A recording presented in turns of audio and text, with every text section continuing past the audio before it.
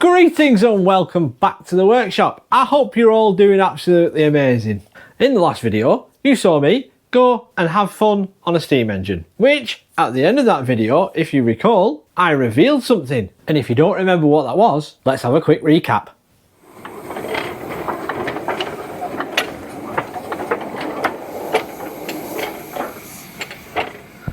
And there we are.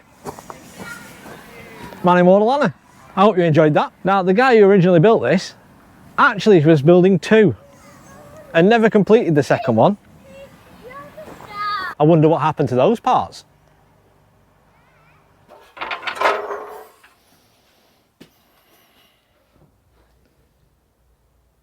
Yes, I purchased the second locomotive, well, the bunch of parts for the second locomotive that was started and never finished.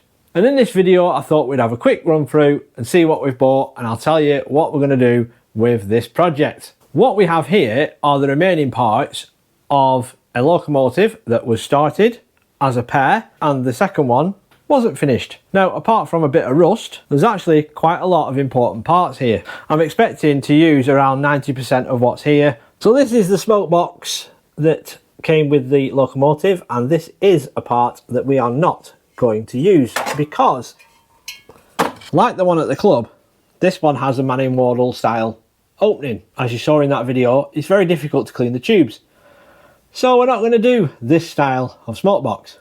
We've got a saddle tank, which is quite a nice piece of fabrication really, because all these rivets have been pressed in. They're actually pressings. For the idea that I've got, we're not going to use this. Anna at the club has two skins like this one.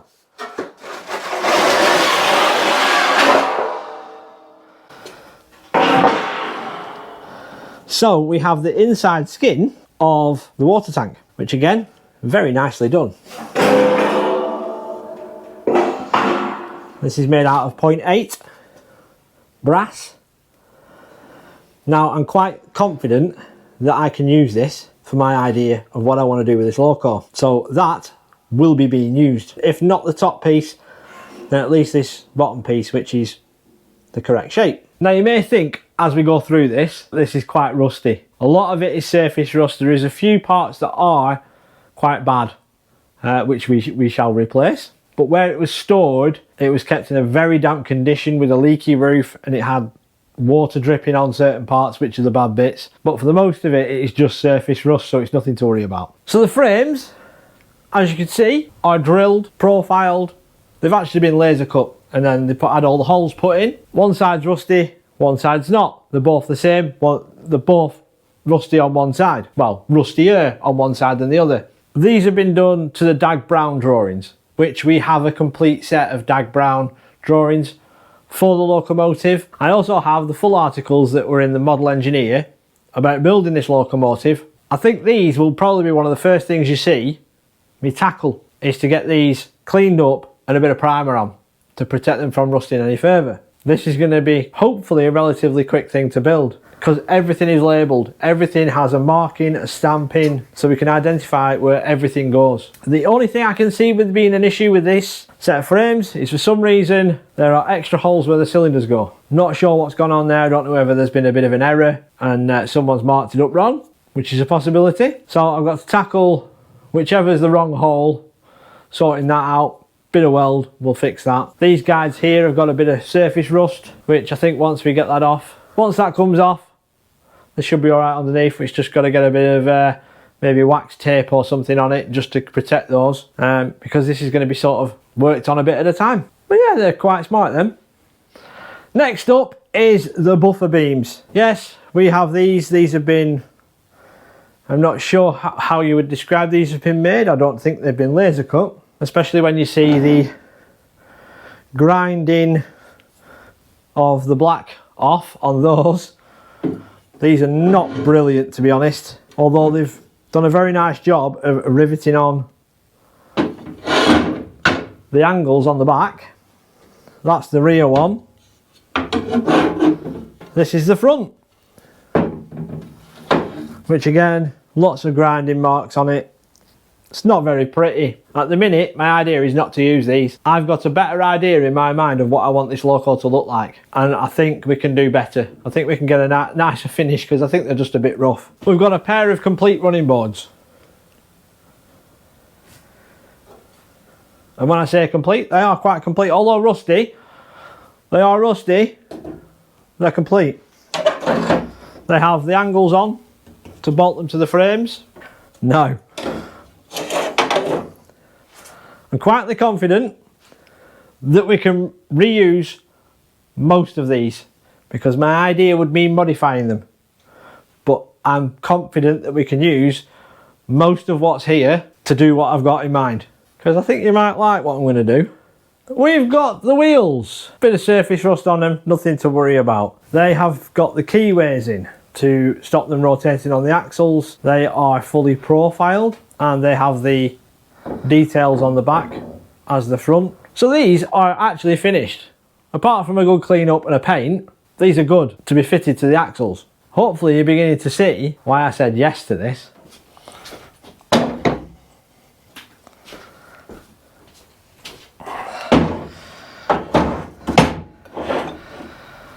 And another reason why it was worth buying this, cylinders, mainly all machined. These cylinders are basically where mine are right now in the build of the Tinkerbell. They have had a lot of work done, a lot of work. If we take this off,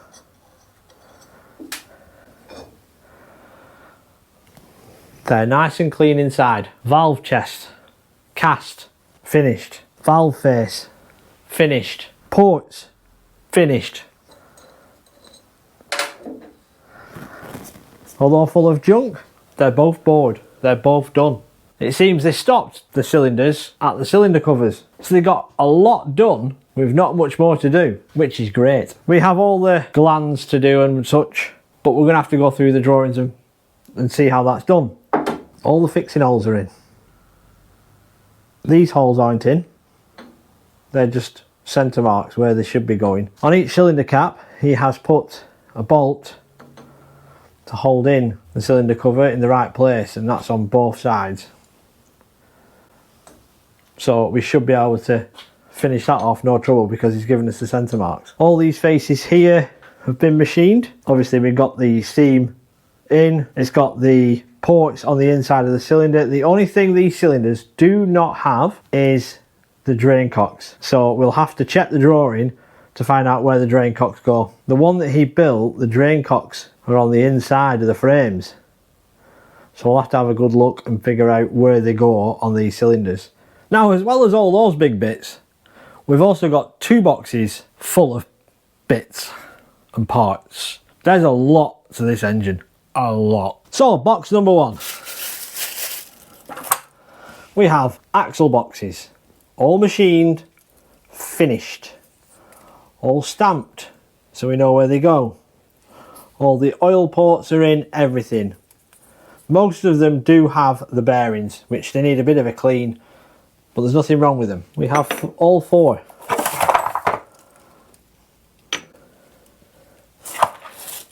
We have all four cranks, all finished, ready for the crank pins. Keyed, holes for the grub screws on all of them, bit of surface rust, soon come off. So there are four of those. There's three there. There's four. This is the base for the chimney. Now this piece is part of the eccentrics and they are all machined. It all needs taking apart and cleaning up, but they are all machined. It all needs setting. Apart from surface rust, this looks complete to me. A huge reason why I bought it, apart from obviously the connecting arms. We have suspension.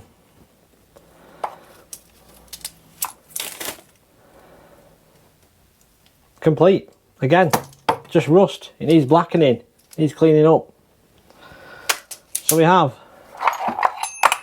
most of those. Now this is where it gets a bit sad, because that one is rotten.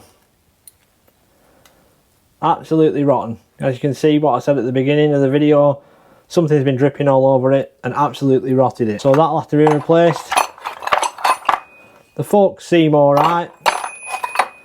That one's quite bad.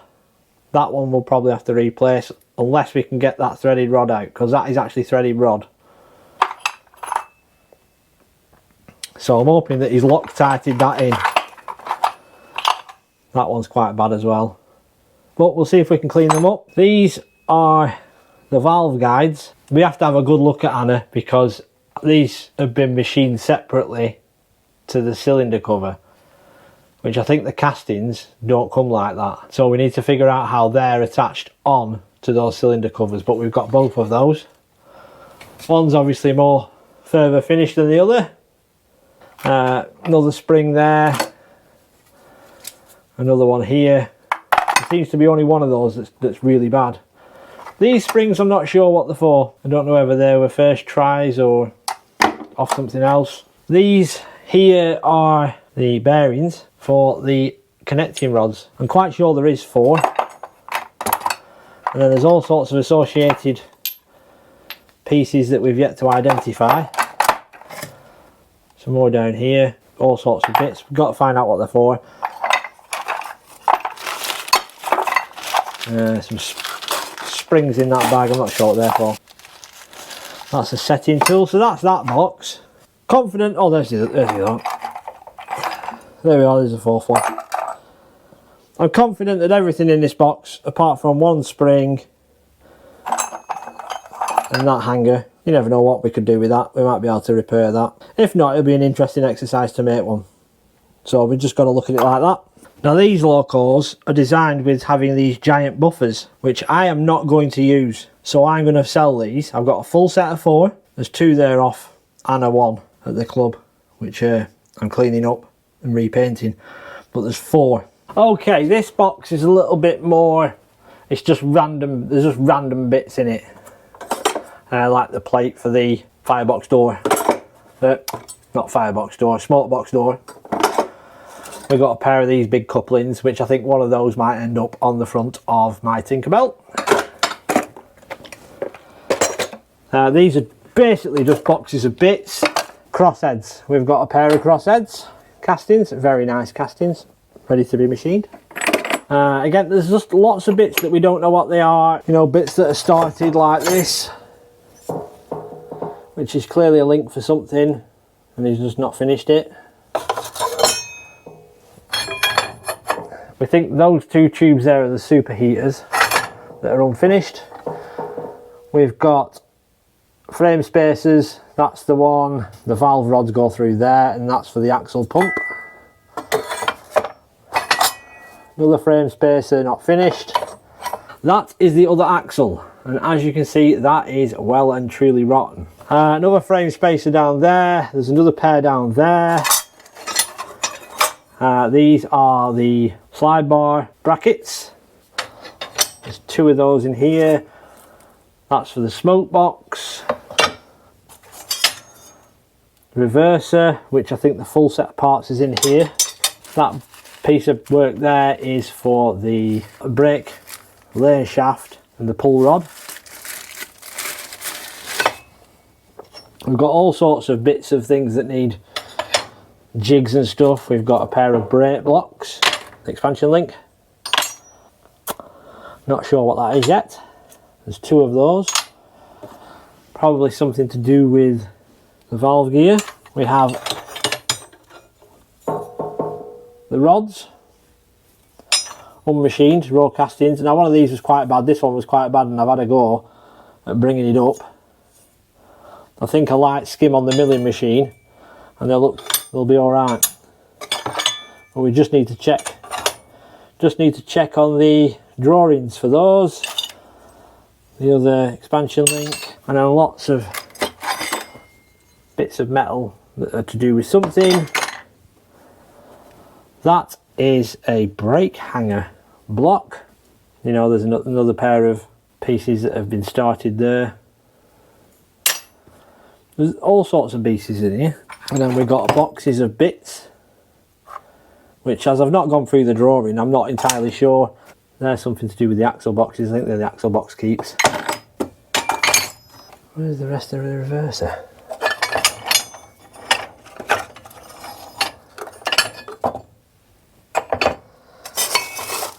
There's more of the reverser somewhere. There's another one of them somewhere too. Where's all that gone? Oh, there's the other one.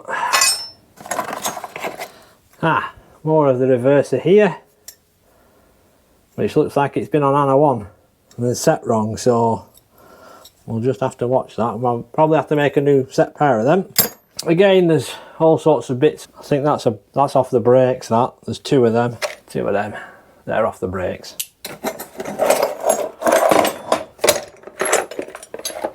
Hopefully you can see why I agreed to purchase it, because there's just so many bits. There's a lot of it done. There's still a lot to build. I think I can rattle through that quite quickly if I just put my mind to it. I'm not going to do a full build series on it because we've already got the Tinkerbell build. I don't see the need for a second build to run alongside the first one. I think what we can do with this one is use parts that are there as interesting machining jobs, like the axle, remaking the axle, showing you how to machine an axle and put all the keyways in. I didn't show that on the Tinkerbell, so I think that'd be an interesting video for you guys to watch. But like I said, I think it should be more of a utilise pieces out of it to show how to do them, or show how to set up on the machines and just interesting stuff like that. There's some parts on there that are not going to be the same as my Tinkerbell build. I just think it would be interesting machine wise or fabrication wise to show different things than I've done on my Tinkerbell. You've heard me say that I'm going to do something quite different with it. Well, yes, the lower half of the Locomotive is going to be as DAG Brown intended. All the valve gear, we can use DAG Brown drawings. Where the cylinders are, everything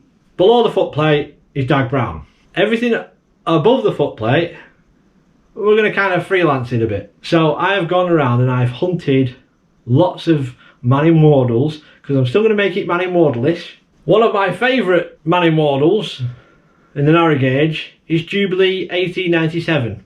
So we're going to use Jubilee 1897 as inspiration, only inspiration. We're going to try and make the body Jubilee 1897-ish. I know it's not going to be Jubilee 1897 because this is much shorter. And no doubt there is somebody who's going to watch this who's going to say, you can't build a Jubilee 1897 out of this. And it's like, well, 100% I can't. Unless I redo the frames and then we might as well start again. But I think what we've got we can turn into something quite pretty. Basically a stumpy Jubilee 1897.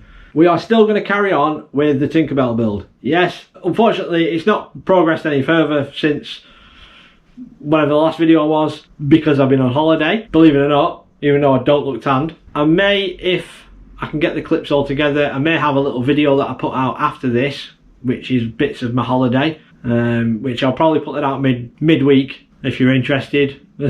Some things that I did on my holiday. But to be honest, I don't know when the next video for this is going to be. I've got work to do on Tinkerbell first, and then we'll look at slipping some of this in and whatnot. We'll slip it in here and there, eh? If you do like what you've seen on the channel and you haven't done already, then maybe think about clicking the subscribe button and the notification bell, and you'll be notified when we next release a video. If you do like the video, please do click the like button. It really does help it spread around to like-minded people who like steam engines, engineering and all that such good stuff. Why would you not enjoy it? It's just fun, it's very rewarding, getting your hands dirty just moving bits around. And with that, ladies, I think that's all I wanted to say. Yeah.